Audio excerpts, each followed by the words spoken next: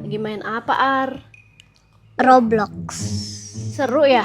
Seru, Roblox banyak kok teman-teman aku yang main.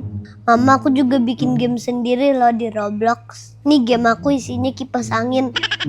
Udah 100.000 loh mama yang main game aku. Wah, keren. Ternyata Ar juga game creator ya di Roblox. Ar tahu kan tapi nggak semua game di Roblox tuh bagus buat anak-anak.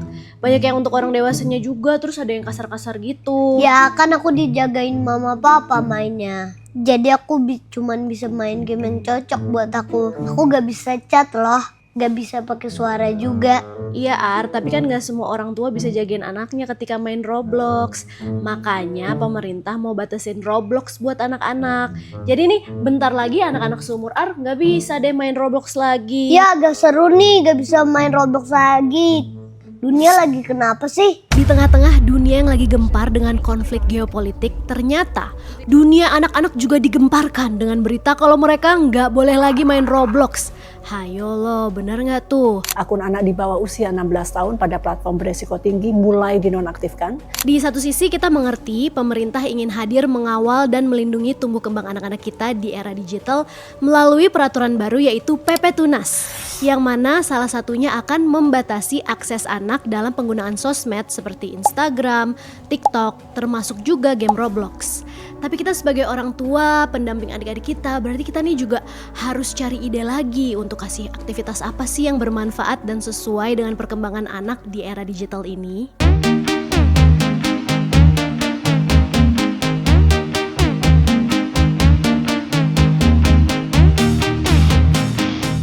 Jadi sebenarnya PP Tunas mengatur apa dan bagaimana sih implementasinya?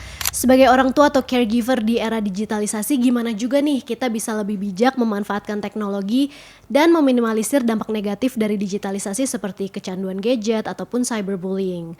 Untuk itu, kita akan bahas hari ini bersama para narasumber yang sudah hadir. Hari ini sudah hadir tenaga ahli Menkomdigi Pak Wicaksono alias Ndoro Kakung. Terima kasih sudah hadir. Terima kasih sudah mengundang. Banyak banget yang mau bertanya nih soal PP Tunas ini. Dan hari ini juga ada pakar psikologi komunikasi Mas Geo Fakta Razali. Halo Mas Geo. Tasya. Halo teman-teman. Alhamdulillah baik, Doro. Apa kabar, Gio? Terima kasih ya udah menyempatkan waktu untuk hadir di podcast Dunia Lagi Kenapa. Dunia lagi kenapa? Heboh ya? Heboh nih dunia Tidak anak-anak baik-baik ya. yang yang sekarang sedang gempar nih. Oke, pertama aku mau nanya dulu deh sama Mas Geo gitu. Mungkin di sini banyak orang tua juga yang nonton kan sama seperti aku. Sebenarnya guideline screen time yang dibolehkan untuk anak tuh seperti apa sih? Sebenarnya ketika kita bicara screen time itu, kita definisiin dulu. Banyak orang berpikir screen time itu soal durasi sebenarnya kata Tasya gitu ya. Tapi sebenarnya lebih kepada kedalaman ketika kita mengakses konten itu. Sebenarnya definisinya harus di situ dulu. Jadi orang tua mesti tahu bahwa screen time bukan tentang berapa lama anak-anak sebenarnya ngelihat. Tapi sekarang narasi yang dibangun itu seolah-olah mengambil kesimpulan bahwa screen time itu selalu soal durasi. Durasi doang gitu. Betul. Padahal Nah, tentu di dalam kedalaman itu ada bagaimana stimulus konten gitu terhadap anak. Ya kalau kita lihat sekarang kan segala sesuatu yang general gitu membuat anak tuh mengambil stimulus kesimpulan yang cepat. Ini yang berbahaya bagi perkembangan psikologisnya gitu. Jadi kalau kita berbicara screen time yang ideal, makanya di situ memang harus ada pembatasan gitu. Sedalam apa konten itu mengeksplorasi sesuatu yang related dengan minat bakat anak itu lebih I see. penting sebenarnya. Jadi bukan hanya durasi ya, Bu Ibu, teman-teman semuanya, tapi juga kontennya sendiri kualitasnya seperti apa? Ya, betul. Apakah bisa menjadi satu media pembelajaran gitu untuk anak? Apakah bisa inspiring gitu buat anak dan meningkatkan skill anak gitu? Oke.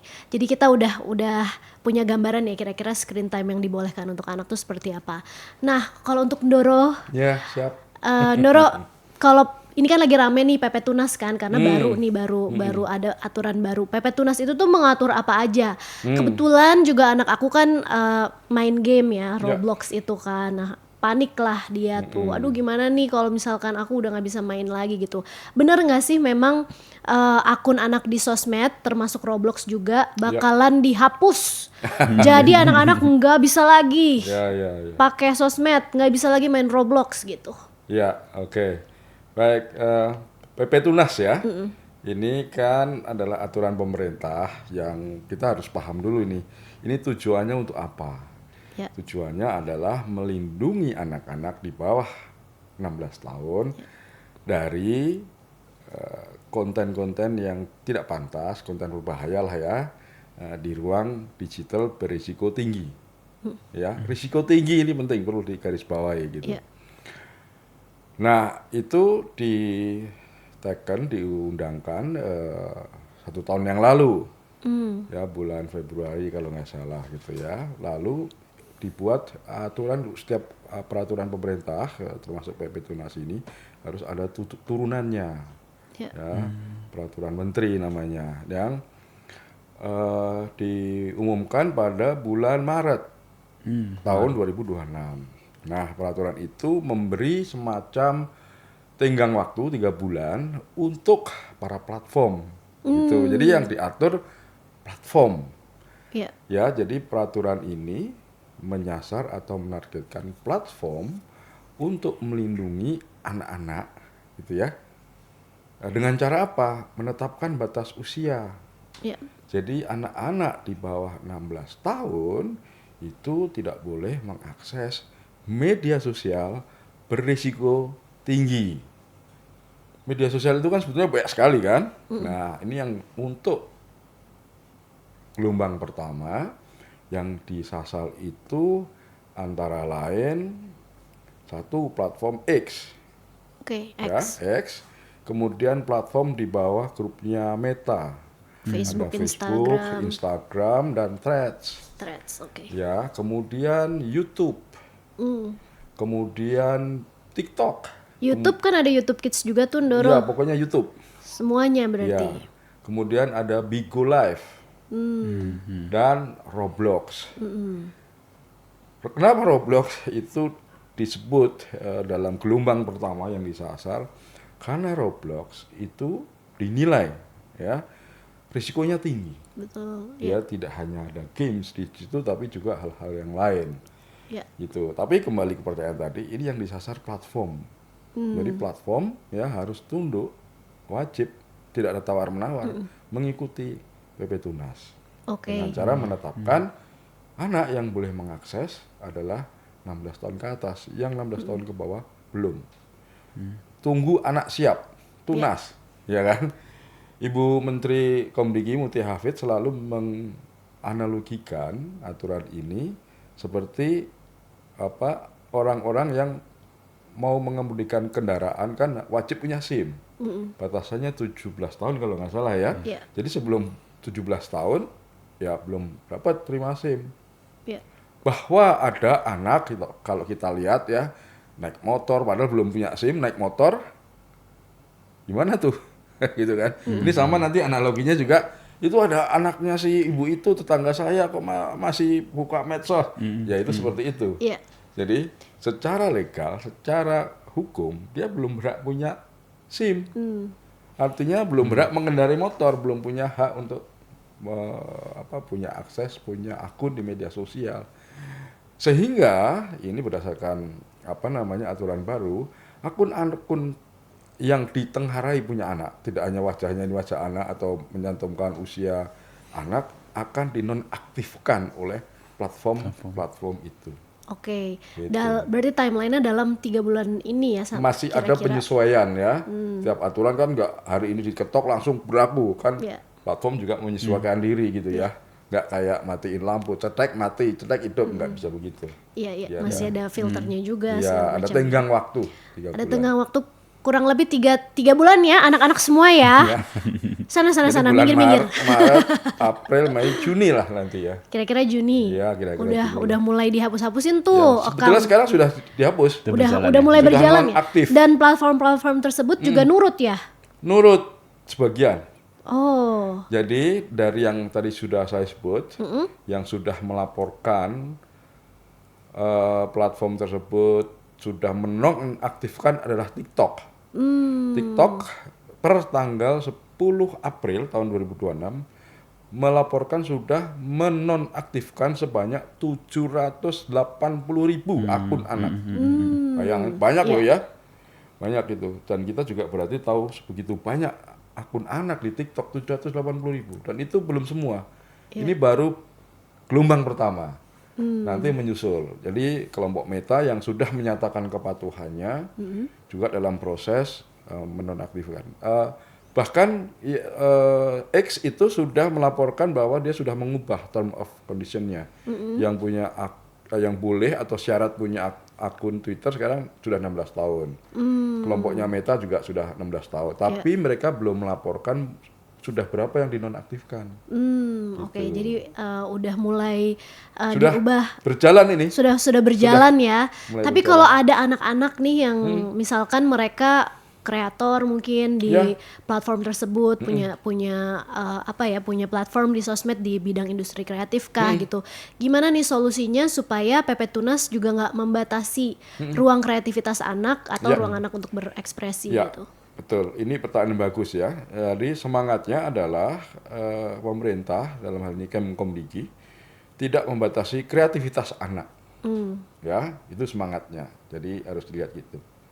PP Tunas ini bukan dalam rangka membatasi kreativitas anak. Ya. Ini membatasi akses anak ke platform berisiko tinggi.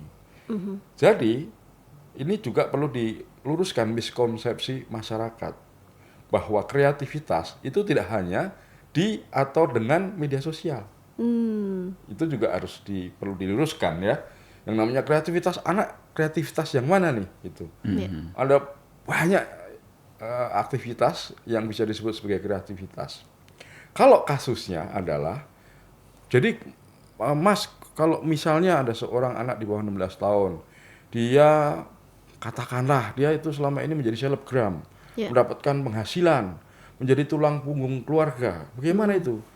Secara aturan, secara legal, suka tidak suka, tetap akan dinonaktifkan. Gitu. Yang menonaktifkan adalah platform, Iya, iya. karena platform harus tunduk. Lalu bagaimana kreativitas itu? Nah, ini PR lain. Tidak hanya bagi pemerintah, tapi sekolah, orang tua, dan seterusnya. Karena diskusinya nanti bisa bergeser itu. Ada yang selebgram itu di bawah umur sudah bekerja mencari uang. Nah, ini diskusinya nanti bergeser. Nanti bisa misalnya jadi topik child labor, pekerja anak. Aku dong. Dulu dari kecil aku udah nyanyi nih. Sudah nyanyi ya, sudah dari kecil. Dari kecil Kerja aku keras udah ya. nyanyi Doro. Nah, sudah dari jadi umur oh, dari umur 4 Masih tahun. penyanyi ya? Iya. Oke. Libur telah tiba, anak gembala dulu tuh. Oh iya, yang pamanku Iya benar, paman datang itu datang. ya. Oh, iya betul ya. Iya. Oh, saya baru ingat ya. Pantesan Benar. saya tadi kayak Itu bisa jadi satu topik tersendiri ya, Oh, iya, gimana iya. alternatif Kreativitas. industri kreatif untuk anak, Iya, iya. karena banyak anak-anak juga yang pengen tampil, Doro, pengen tampil, Iya. dan sekarang kan medianya gimana kalau bukan dari social media gitu karena kan? kebanyakan banyak yang salah kaprah itu atau salah pengertian gitu ya. Ini salah satu buktinya adalah dulu mungkin pernah kita tahu juga setiap kali ada presiden kunjungan ke daerah nanya cita-citanya jadi apa? Jadi YouTuber. Iya, iya. Iya, kan? udah mulai shift ya. Jadi dipersempit bahwa idola itu YouTuber, kreativitas itu YouTube. Ya kan? Faktanya sebetulnya banyak sekali ruang ekspresi aktivitas. Iya. Tasya dulu jadi penyanyi. Sebelum Iya ada kan? sosmed itu ya, Iya, dan baik-baik saja kan? baik-baik saja. Nah, alhamdulillah. artinya sebetulnya Masih banyak alternatif. betul, tanpa medsos pun baik-baik Atau saja. memang harus orang tuanya yang punya akun sosmed, Betul. dan kemudian kontennya pun harus dikurasi. Iya.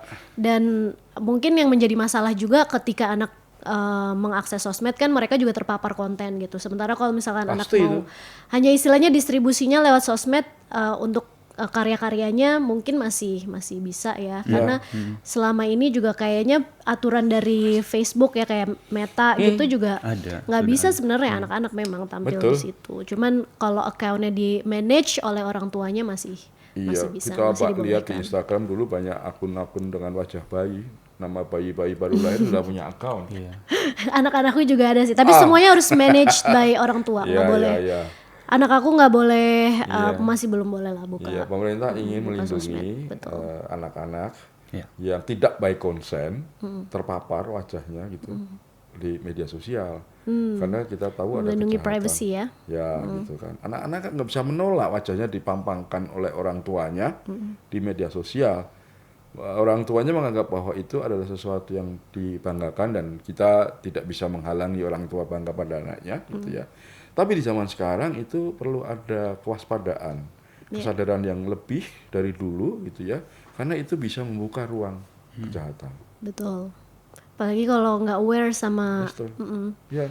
digital crime dan juga mungkin buat orang-orang yang belum belajar tentang literasi digital Ya. bisa menjadi satu Ini celah mungkin bahaya ya. Keo bisa menjelaskan lebih baik dibanding saya Pasti. karena ada Nah. bahaya child grooming, Benar. ada pedofil.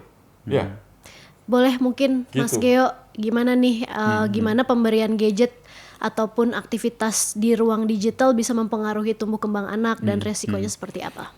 Ya tadi kayak yang Doro bilang sebenarnya kita sepakat tadi bahwa gadget sebenarnya ruang baru gitu ya Doro ya, bahwa kita harus melihat gadget itu sebagai ruang psikologis juga. Jadi banyak tadi yang Doro sampaikan bahwa orang-orang cenderung melihat bahwa sosial media adalah ruang ekspresi, tapi sebenarnya tidak hanya sebatas itu.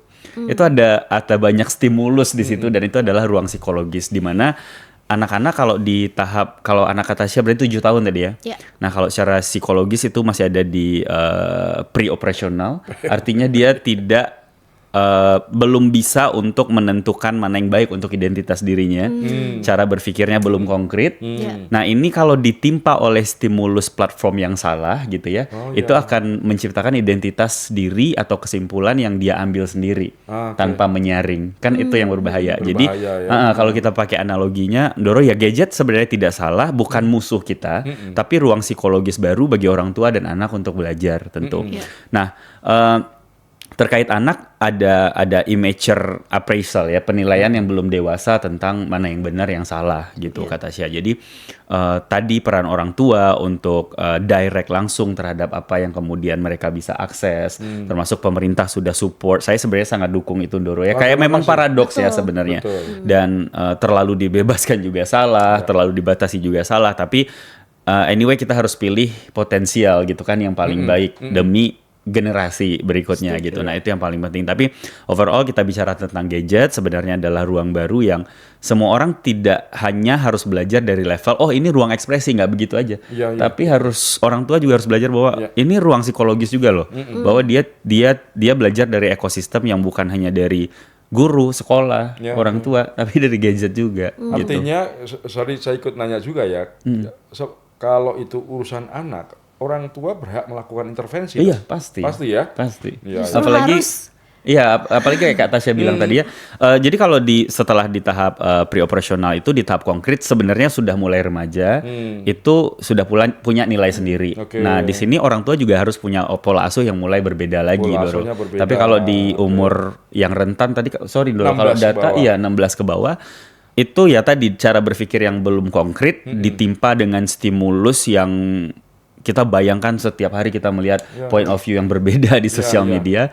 Kita bayangkan cara kerja otak anak kita untuk mengambil sebuah kesimpulan. Iya, belum lagi aku sempat dengar yang namanya popcorn brain itu ya. Kalau misalkan anak-anak itu terlalu sering nonton konten-konten singkat dan terus diberikan stimulus, maka ya itu dia kecenderungan dia jadi kecanduan. Jadi kecanduan ya kan. Betul. Memicu efek dopamin itu. Ya, jadi dia menganggap sesuatu hal itu bisa mengisi hari-harinya dan menyenangkan, tapi di sisi lain tadi kreativitas tidak terasa, pikiran kritis tidak terasa, artinya hanya mengisi di hari itu dan kemudian menjadi adiksi. Kalau untuk di kehidupan sosialnya juga gimana nih yang anak-anak ini kalau udah terpapar sama sosmed bakalan shift nggak? Jadi cara mereka bersosialisasi di ya kehidupan sedihnya mereka? itu kata Tasya, ini pertanyaan bagus juga dari kata Tasya ya. Jadi aku pernah baca, nanti coba aku share ke tim juga ya jurnalnya, bahwa belakangan ini tuh memang terjadi social skill yang delay bagi anak-anak remaja karena gadget. Ya. Karena gadget ya. Artinya di dalamnya ada faktor bagaimana mereka melihat emosi. Tadi yang Doro bilang juga bahwa di situ kita tidak bisa interaksi sebagai energi manusia gitu ya. Empatinya betul, gitu ya. itu yang kemudian cenderung menurun di data jurnal yang saya sempat baca akhir-akhir ini. Jadi tadi pertanyaan Kak Tasya terkait social skill, ya itu memang tantangan saat ini Betul. untuk anak-anak. Kalau nggak salah ya, ketika dalam taraf usia perkembangan, katanya nih ya, anak tuh kan juga mencari panutan. Iya. Iya kan, selalu kan? Iya. Nah sekarang panutan itu ada di media sosial Media juga. sosial. Nah itu kira-kira gimana itu? Iya, artinya tadi Doro, proses diskursif gitu ya Diskursif, antara orang tua dan anak itu memang kalau dulu kita misalnya kalau saya dibilang orang tua kamu jangan begitu misalnya. Iya. Anak baiknya pada saat itu tidak punya alternatif lain. Iya. Ada nilai baiknya Oke, gitu ya. Tapi mungkin ruang ekspresinya kurang. Nah, sekarang kebalikannya gitu ya. Alternatif Gimana tuh? begitu banyak, alternatif begitu banyak tapi orang tua kalau main loose aja tuh juga nggak bisa gitu. Iya, Jadi ya memang harus ada kontrol yang berubah jadi kemampuan komunikasi orang tua yang lebih baik. Iya, karena kan dilemanya gitu ya. Kita mau menerapkan aturan penggunaan gadget, mau membatasi screen time apapun itu, tapi gimana nih caranya supaya anak tuh mau nurut, nggak memicu konflik gitu. Betul, Apalagi betul. kalau bilang, tapi temen aku boleh. Ya, nah ini juga tantangan Doro. Jadi beberapa kali saya masuk ke beberapa parenting begitu ya. Jadi orang tua itu punya perspektif bahwa ruang ekspresi itu cocok dengan pola asuh yang permisif misalnya. Sementara zaman sekarang tuh sebenarnya itu there is nothing ideal dari bentuk pola asuh gitu, tergantung dari perkembangan kognitif anaknya juga. Terlalu dibebaskan juga bahaya, terlalu overprotected juga nggak baik juga. Betul. Gitu ya. Mungkin menjadi orang tua yang otoritatif saat ini itu juga jadi salah satu pilihan yang ya. baik. Iya, jadi kalau aku sendiri sih biasanya ya kalau boleh share gitu sama anakku, intinya sebenarnya yang penting kita membangun koneksi dan bonding yang baik dulu sih sama anak, sehingga anak tuh mau dengerin kita, anak tuh merasa didengar juga, kita juga bisa memahami dari perspektif dia seperti apa, dan baru dari situ kita tetapkan boundaries gitu. Boleh tapi seperti ini, atau ini tidak boleh sama sekali karena apa gitu. That's the point. Tidak dalam bentuk kontrol ya Kak Tasya, jadi dalam bentuk diskusi. Jadi kalau anak sekarang pakai kamu nggak boleh begini, nggak, saya yakin 100% dia akan curious. Di mana dia bisa temukan apapun jawaban. Ya. Tapi kita juga perlu melihat realita ya, realitasnya banyak orang tua yang mengaku tidak cukup punya kapasitas untuk diskusi. Iya, betul. Mengaku tidak punya cukup waktu untuk membimbing anaknya, mendampingi In this seperti economy ya. Nah, in this economy. Ekonomi. Iya kan? Nah, ini gimana ya? Saya juga kadang-kadang tidak punya cukup kesimpulan gitu ya. Ya, paradoks. Karena, tua karena itu at the end of the sekarang day, gimana tuh? every family has its own value. Ya, Setiap ya. keluarga punya nilai-nilainya mereka masing-masing, Betul, punya betul. aturannya masing-masing. Ya, yang bisa kita kontrol pastinya diri kita sendiri, keluarga kita sendiri. Dan itulah pentingnya literasi digital juga ya, Ya, sehingga dan tahu. inilah pentingnya PB Tunas. Betul. Yang salah satu fungsinya yang lain adalah membantu para orang tua. Ya. Ya, orang tua yang kebingungan. Jadi bagaimana ini anaknya? Ya sudah, yang diintervensi platformnya. Betul. Karena tidak bisa mengintervensi orang tua. Iya. Orang Yang tua paling mungkin dari segala mungkin pilihan ya. Iya, yang paling Raster kuat di dunia ini kan mama. yang paling mungkin dari sisi pemerintah adalah mengatur platformnya supaya platform itu tidak memicu bahaya-bahaya bagi anak, ada efek adiksi, itu yang paling bahaya kan. Sekarang aja kalau dilihat dari desain sistem yang scroll itu endless kan nggak berakhir tuh kan. Terus kita mau scroll sampai besok pagi juga bisa tuh. Benar. Orang dewasa aja bisa adiksi, persis. apalagi Ya itu tadi anak-anak. yang dopamin loop. Bahwa pengen lagi gitu. Maunya kadang-kadang gitu ya. Saya selalu bilang mahasiswa coba diterapkan, nggak apa-apa kalau misalnya lihat gadget, oke, satu hari di malam hari saya akan lihat 10 menit misalnya. Betul. Tapi konsisten dengan diri 10 menit tutup. Iya. Tapi kenyataannya kan nggak begitu. Betul. Nah, saya Sekali. terbayang Betul ya, lagi. anak-anak yang belum cukup punya kemampuan disiplin diri, Iya, target 10 waktu, gimana itu?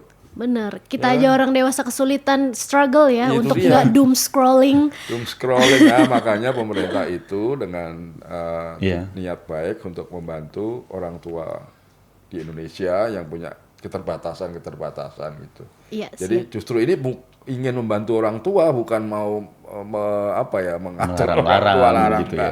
Ya, Gitu. kalau menurut PP Tunas sendiri tanggung jawab orang tua dalam pengawasan anak dalam ruang digital itu seperti apa? Ya sebetulnya tidak berubah gitu.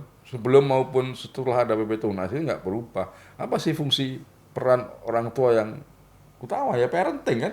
Ya. Gitu. Ya Nah, realitasnya memang tidak semua orang tua punya ilmu parenting memang gitu ya. Buru-buru literasi digital gitu ya. Indonesia ini yang namanya parenting. Kaget juga beberapa ya. Gimana sih ilmu parenting? Kita nggak usah ngomong literasi digital lah, ilmu parenting banyak orang tua gitu ya, yang saya sendiri pertanyakan apakah mereka juga punya ilmu parenting gitu. Ya, Gio mungkin bisa menjelaskan bagaimana seharusnya orang tua berperan sebagai orang tua. Ke ayah bundaan bahasa Indonesia. Parenting itu gimana sih? Kayaknya kalau parenting gimana? Pola asuh terbaik di era digital ini seperti kayak apa nih Mas Geo? Gitu. Iya, lagi-lagi sebenarnya kan memang tadi ya kalau kita lihat sebenarnya banyak knowledge tentang itu ya Doro ya, tapi Iya, kita nggak kekurangan knowledge kok. betul yang bicara itu siapa juga banyak. Nah, artinya gini, kalau mencari sesuatu yang ideal itu tentu progresif ya. Jadi kalau kita kontrol dan kita measure perkembangan anak kita dengan baik dan kita ngerasa belief-nya bahwa oh ini pertumbuhan yang bagus ya pasti itu dirasa ideal. Tapi satu mungkin kalau dari saya sendiri yang merekomendasikan bahwa melarang itu memang harus diredefinisi gitu ya. Jadi kalau anak-anak sekarang tuh kalau dilarang itu mereka anggap sebagai bentuk kontrol. Jadi yang paling ideal kalau aku menyebutnya apa ya, share agreement gitu. Jadi bukan hanya sekedar kamu nggak boleh ini itu, tapi habis Sepakati bersama iya, gitu ya. kamu punya waktu 1 jam, habis ini kita belajar ya gitu. Jadi pola itu yang harus ditanamkan ke anak punya responsibility. Jadi share agreement. Karena kalau agreement, ya. melarang begitu kayaknya nggak. Zaman sekarang ya, anak kecil bagaimana dia, rasanya tuh kayak saya kelihatan. Mereka cari tahu ya kata saya. Kamu nggak boleh nih, mereka cari tahu. Mereka tahu caranya. Iya. Betul. Itu juga yang ada teman saya tuh ini juga pola asuhnya tuh berarti share information. Jadi kayak kalau nggak tahu ngajak anaknya, yuk kita cari Cari sama-sama. Tahu sama-sama, bersama. benar. Iya. Mau di buku Share kayak- value. Ya, Betul. seterusnya. Semuanya share kan. Setuju banget sih. Itu juga yang aku coba terapkan juga ke anak aku yang sekarang udah masuk kelas 1 SD kan. Jadi udah semakin curious lagi, semakin tahu lagi gimana caranya ngejawab mamahnya gitu kan. Dan akhirnya at the end of the day ya udah kita harus cari tahu bareng-bareng. Aku sempat kasih tahu juga ke Ar yang itu kenapa dia nggak boleh punya sosmed karena ada banyak banget resiko-resikonya, bisa apa aja, Iya. harus tunas dulu ya, tunggu anak siap sebelum bisa masuk ke ruang Karena digital yang seperti itu. ya sebenarnya kalau kita lihat yang paling riskan di perkembangan anak tuh memang di usia 7 itu kata saya, di mana peralihan pre-operasional tadi ke konkret. Jadi yang sebelumnya dia belajar menstimulus sesuatu untuk punya sensasi dan emosi sendiri, beralih ke menstimulasi diri untuk merasa mampu. Jadi kalau ada gap di situ dan nggak ada batasan, nah itu biasanya Apa yang terjadi? bisa jadi anak mencari sumber lain untuk pengetahuan yang salah, sehingga nilai moralnya juga berbeda, Iya. disengagement dengan orang tuanya. Jadi kalau itu tadi panutannya ada di ruang digital, maka dia akan Mencari tahunya Mencari di tahu situ. dia, iya. Iya. Jadi oke. sebenarnya orang tuanya dulu yang harus jadi ruang aman ya untuk Iya, anak-anak bisa setuju. berinteraksi dan terkoneksi sehingga mereka bisa ya bersama-sama menyelami dunia digital ini yang memang penuh dengan resiko dan tantangan Tapi sih. kata saya juga sama mungkin orang sering bilang ya orang tua juga jadi saya yang nanya kan. Sama-sama belajar ya jadi orang tua ya. Pasti sama-sama belajar. Tapi Mas Gio aku mau nanya deh, anak-anak ini kan banyak lah yang udah terpapar gadget. Apa yang harus dilakukan ketika anak mungkin terpapar konten yang tidak semestinya? Jadi kalau konteksnya sudah terpapar, nah sebenarnya kan kalau kita melakukan share agreement tadi bahwa kalau ada sesuatu yang kamu rasa kamu curious, let's talk to me sebagai orang pertama. yang ingin kamu tanyakan gitu. Dan orang tua ya memang harus siap dengan segala macam model open communication untuk menciptakan responsibility itu gitu. Jadi tadi yang kita bicarakan jadi share value gitu ya, mengajak anak untuk berdiskusi, mengambil kesimpulan bahwa kalau kamu ngelihat ini gimana? Apa yang kamu rasa ketika ngelihat itu? Nah kalau baru tuh mulai storytelling ya, orang tua harus mampu juga bahwa oh kalau di era ibu bahwa itu adalah sesuatu yang begini begitu, karena konsekuensinya begini begitu.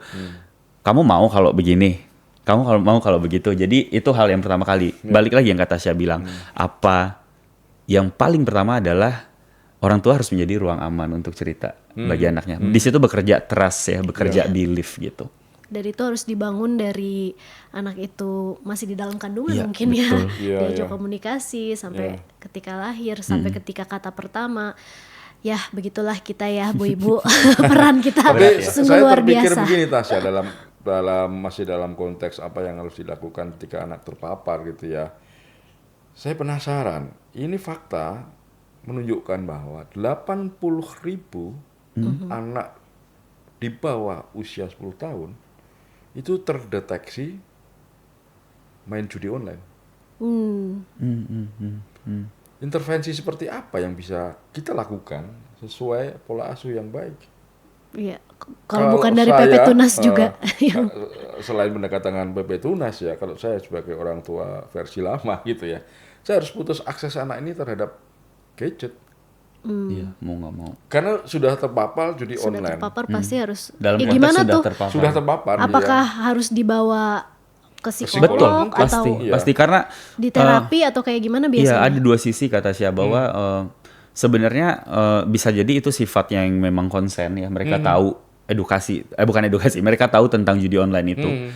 Yang satu kan bisa jadi karena algoritma advertising ya, yang memang sama temennya terpengaruh. masif ya, dan temennya terpengaruh. Betul kata saya, salah satunya memang kalau anak sudah terpapar tuh pasti cari pertolongan ya, dan biasanya itu levelnya intervensinya udah di cognitive behavior namanya gitu ya, merubah peta berpikirnya ke perilakunya gitu, termasuk dengan reframing, mencontohkan gitu ya, betapa banyak gitu ya orang-orang yang kemudian hidupnya menderita atau dikejar-kejar pada akhirnya, dan mereka ya harus tahu bagaimana kita men-storytellingkan itu dengan baik ke Supaya anak-anak. mereka juga mengerti dan tahu Iya, konsekuensinya. Tapi kalau kita ngomongin anak-anak sekarang banyak yang main game, bedanya hobi main game sama adiksi itu seperti apa sih? Ada ciri-cirinya nggak? Oh ya, kalau kita bicara dari kategori hobi itu biasanya kontrolnya masih di anaknya. Tapi Kayak gimana tuh? masih di tahap consciousnya. Jadi kalau dia punya minat bakat, dia akan telusuri, dia tahu indikatornya di mana kesanggupannya, kemampuannya gitu ya. Dan dia akan bisa offer ke orang tuanya bahwa ya saya suka hobi ini dan saya seharusnya berikutnya akan melakukan apa untuk mencapai apa. Tapi kalau udah di tahap adiksi, itu kan sebenarnya sama kayak kita dikasih obat yang sifatnya subconscious gitu. Akhirnya kita punya dopamin yang lebih tinggi karena kita ngerasa instan, enak. Artinya kontrolnya nggak di kita lagi gitu.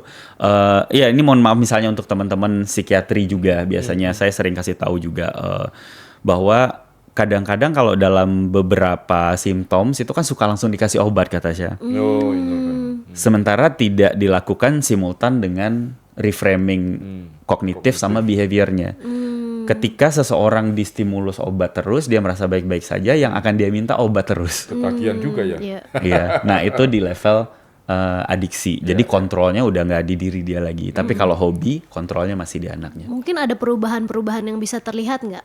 Dan mungkin diwaspadai oleh orang tua ketika Iya, pasti. melihat anaknya. Kalau itu adiksi seperti pasti apa? dia akan lebih banyak menyembunyikan sesuatu, gitu. Kalau misalnya hobi, justru dia akan sharing.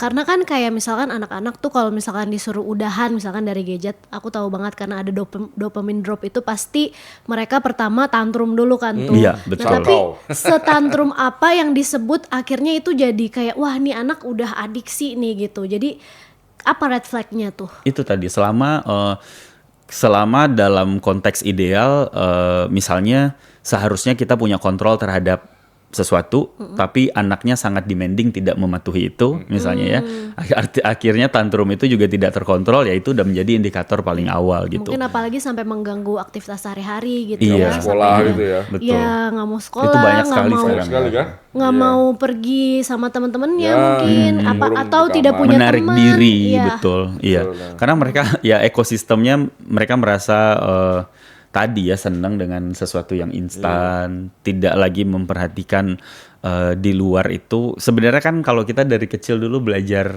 main tradisional, mainan tradisional tuh mengobservasi Ngeklek, gitu ya. Sekarang kan Gapon kurang gitu ya. ya, Jadi tidak ada apa namanya stimulus emosi yang lebih kuat Iya. untuk anak-anak gitu. Betul. Iya, Saya tapi- sih ingat dulu permainan-permainan tradisional. Banyak zaman dulu, saya dulu. kecil. Tidak rasanya nggak tidak membuat kecanduan gitu ya. Iya, iya.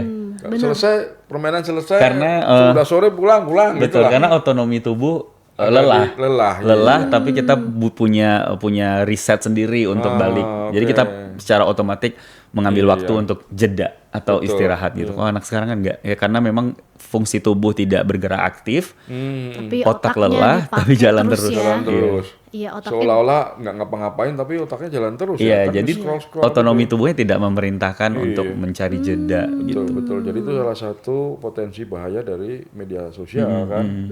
Ya kayaknya beberapa program pemerintah juga kembali menggalakkan ya permainan-permainan anak itu juga. Bagus. Oke, terus kalau kita ngomongin game gitu ya, kan mungkin game juga banyak ya, game yang beredar, game yang seru, game yang edukatif. Kita nggak Iya, menutup itu juga kan ya, Doro ya. Di Indonesia maksudnya bukan berarti anak nggak boleh sama sekali. Iya. Ya. Iya bukan sih Iya. Doro, Iya, iya, tetap iya. ada game-game yang mungkin Karena ada sesuai game anak-anak, juga sesuai sama. usia. Dan sekarang kan udah ada Indonesia Game Rating, Rating System, System, yang mana IGRS. juga ada ratingnya 3+ ya, jadi boleh dimainkan oleh Ya. anak umur 3 tahun. Tapi itu juga lagi rame tuh Doro. Ya, di Kemarin kita apa kan sih semuanya ceritanya? rame ya. Semuanya Itu rame loh, ya kan? Eh. Katanya di Steam salah lah ratingnya, Ya, game anak-anak ya, ya, malah di rate 18+, Ya. game yang 18+ Ya, malah ya, ya. di rate anak-anak. Itu ceritanya gimana Doro? Boleh diluruskan nggak? cerita versi mudahnya begini ya. Di dunia digital itu tidak ada sistem aplikasi kayak apa ya perangkat lunak kayak gitu ya, yang begitu dibuat itu final, nggak ada. Karena selalu kita aja update terus gitu. Handphone aja terus aplikasi gitu ya. Gitu nggak ada yang final, selalu ada pembaruan. Nah, sama dengan IGRS ini sebagai sistem atau mekanisme pemeringkatan. Satu yang ini lazim di negara yang lain juga gitu. Dan anak-anak game tahulah yang namanya IGRS gitu. Kalau orang tua belum tentu tahu gitu ya, apalagi orang tua yang gaptek gitu. Intinya itu rating itu memberi kepastian bahwa seseorang itu bermain seperti sesuai umurnya, seperti film ya. Ini film untuk di bawah bimbingan orang tua dan seterusnya dan seterusnya. Nah, ini kemarin Steam itu ini sedang dalam rangka nyocokin ya. Sistemnya Steam dan IGRS sedang dicocok-cocokkan. Nah, dalam hal cocok-cocokan itu pasti ada proses komunikasi kan? Sama lah kita komunikasi sama orang, kadang-kadang orangnya, ini maksudnya gimana sih? Iya kan? Karena ini bisa dibilang sistem baru juga gitu. Iya, kan ya. iya. Baru. Jadi saling menyesuaikan. Nah, yang tidak berpihak adalah waktu. Kenapa waktu? Karena bertepatan di Indonesia lagi liburan hari raya. Di sana juga ada libur Paskah kalau nggak salah ya. Jadi proses komunikasi itu tidak mulus. Gitu. Nah, masih dalam rangka proses penyamaan sistem itu, entah gimana, tiba-tiba ya itu rating itu terpublish. Jadi pemeringkatan atau IGRS, rating itu kan self assessment, jadi kayak pajak lah. Nah, isi pajak itu kan ngisi sendiri kan. Kamu ini gamenya apa sih? Saya ini. Nanti terus berdasarkan ini berarti kamu ratingnya 3,5 atau semua umur atau ini untuk orang dewasa gitu. Nah, jadi mereka sendiri pemilik game, developer gitu ya, yang mengisi ininya, kuesionernya. Gitu. Nanti setelah diisi, ini seharusnya prosesnya setelah mereka ngisi dikembalikan ke IGRS, Verify. Indonesia verify. Nah ini belum ada verifikasi nih, masih ngisi sendiri-sendiri. Tiba-tiba entah ada tombol yang kepencet atau apa sistem yang ada glitch, Udah muncul online itu gitu ya. online kan, terbaca sehingga yang terjadi, loh ini kok ada game anak ratingnya 18 dan sebaliknya, Iya. gitu. Teknik berarti ya, teknis ya, Ya, berarti. teknis Sangat ya, ini teknis, sangat ya. teknis. Gampangannya adalah ada satu proses komunikasi yang sebetulnya belum selesai tapi sudah muncul gitu. Jadi menimbulkan kebingungan gitu. Dan laporan masyarakat itu adalah masukan yang baik buat dua-duanya, baik pemerintah dalam ini Komdiki sebagai pengampu IGRS dan STIM juga gitu. Nggak perlu ribut gitu sebetulnya gitu. Akan dikoreksi ya Iya, sesuai iya namanya juga sistem baru gitu ya. Kan Pastinya. ada juga kritik kenapa sistem baru langsung dipublish. Ya semua sistem baru ya pasti dipublish gitu bahwa setiap sistem itu bukan proses final, itu juga perlu diberi menjadi pemahaman bersama. Handphone kita setiap hari masih ada update gitu kan. Sampai hari ini kalau kita pastinya akan difungsikan sesuai lah ya. Ya, Harapannya ya. juga seperti itu. Oke, ini terakhir nih. Apa harapannya dari PP Tunas ini untuk anak-anak kita dan untuk orang tua juga? ya tujuannya sebetulnya kan menjadi anak-anak di Indonesia ini terlindungi, aman dan nyaman di ruang digital gitu ya. Oleh sebab itu pemerintah berharap para pemilik platform menaati aturan yang sudah berlaku, suka tidak suka harus menaati gitu, karena ya di mana-mana yang namanya media sosial itu tidak bisa nggak ada aturannya, harus ada aturannya di negara manapun gitu. Dan harus tunduk gitu, nggak bisa semena-mena, karena juga faktanya ada kritikan-kritikan kepada platform media sosial di mana-mana lah. Ya kita kasus di Amerika sampai ada yang didenda kan, karena sudah memicu pengaruh-pengaruh yang tidak baik bagi anak-anak. Jadi harapannya satu, platformnya menaati itu, yang kedua orang tua ikut mendukung gitu ya, dan juga mengawasi anak-anaknya, mendampingi anak-anaknya dengan pola asuh yang seharusnya yang sesuai dengan zamannya lah gitu ya, supaya anak-anak itu aman dan nyaman di ruang digital. Itu aja sih harapan saya.